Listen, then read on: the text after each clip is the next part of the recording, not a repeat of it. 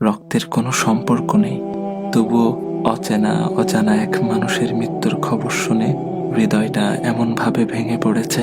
এই ব্যথা কি আগে কখনো অনুভব করেছি? নিজেকেই প্রশ্ন করি।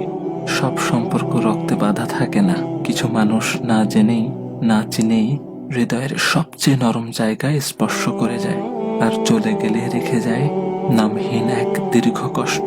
কেন জানি মনে হচ্ছে এই শোকটা শুধু তার চলে যাওয়ার নয়, এ যেন মানবতার এক নীরব অংশের বিদায়। চেনা ছিল না, কথা হয়নি কখনো, তবু তার অনুপস্থিতি হৃদয়ে গভীর শূন্যতা রেখে গেছে। একটা জিনিস খেয়াল করেছেন?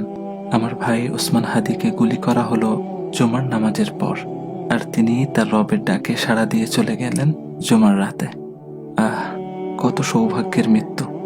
আল্লাহ সুবহানাহু ওয়া তাআলা আমার ভাইকে শহীদ হিসেবে কবুল করুক, জান্নাতের উচ্চ মাকাম দান করুক, শোকাহত পরিবারকে ধৈর্য ধারণ করার তৌফিক দান করুক।